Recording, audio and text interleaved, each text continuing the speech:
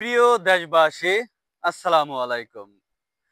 আজকে সারা বিশ্বে এক ধরনের ঘন জোয়ার বইছে। তা হচ্ছে আমাদের পবিত্র ভূমি নিয়ে। আজকে আমরা আমাদের পবিত্র ভূমির নামটিও ভালোভাবে উচ্চারণ করতে পারি না। আমরা সেই পবিত্র ভূমির নাম নিয়ে বিভিন্ন সামাজিক যোগাযোগ মাধ্যমে কোনো পোস্ট করতে পারি না। এছাড়াও বিভিন্ন সোশ্যাল মাধ্যমে আমরা সেটির কথা বলতে পারি না। কারণ আজকে যারা এই বিভিন্ন ধরনের সোশ্যাল মিডিয়াগুলো পরিচালনা করছে বা এই সোশ্যাল মিডিয়াগুলো যাদের, তারা কিন্তু আমাদের সেই পবিত্র ভূমির বিরুদ্ধে অবস্থান নিয়েছে। তাই বর্তমান সময়ে যারাই আমাদের পবিত্র ভূমি নিয়ে ভিডিও তৈরি করবেন বা যে কোনো ধরনের পোস্ট করবেন, তারা অবশ্যই কিছু নিয়মাবলী মেনে চলবেন। আপনারা চেষ্টা করবেন যে নামগুলো আমরা ব্যবহার করি, সেই নামগুলো যেন আমাদের কপিরাইট ক্লাইমে না আসে, বা আমাদের নাম, আমরা যখন আমাদের পবিত্র ভূমির নামগুলো বলবো, তখন তারা যেন আমাদের সেই কথাটুকুর উপর ভিত্তি করে আমাদের ভিডিওতে কোনো ধরনের অ্যাকশন নিতে না পারে। বর্তমান সময়ে আমাদের বাংলাদেশে একটি গণজোয়ার বইছে। তা হচ্ছে একতার গণজোয়ার।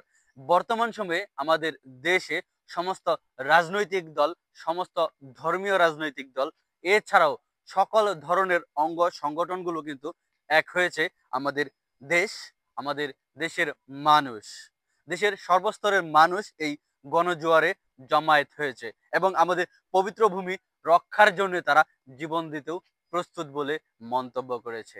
তাই দর্শক মণ্ডলী, বর্তমান সময়ে আমাদের সারা দেশের মানুষ যেভাবে এক হয়েছে আমাদের পবিত্র ভূমি রক্ষার জন্য, ঠিক তেমনি ভাবে আমাদের দেশের মানুষ যদি সব সময় ঐক্যবদ্ধ থাকে দেশের সার্বভৌমত্ব এবং দেশের সংস্কৃতি রক্ষার উদ্দেশ্যে, তাহলে কিন্তু আমাদের দেশে নির্বাচিত যে কোনো সরকারি ক্ষমতায় আসুক না কেন, দেশের জনগণের স্বার্থে, দেশের মানুষের স্বার্থে তাদের দেশের কথা চিন্তা করতে হবে।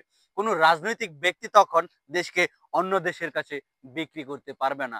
আমাদের দেশের রাজনৈতিক নেতারা কোনো সময় অন্য দেশের রাজনৈতিক নেতাদের কাছে পাঁচাটা গোলামের মতো হয়ে বসবাস করতে হবে না, বা তাদের আন্ডারে থাকতে হবে না।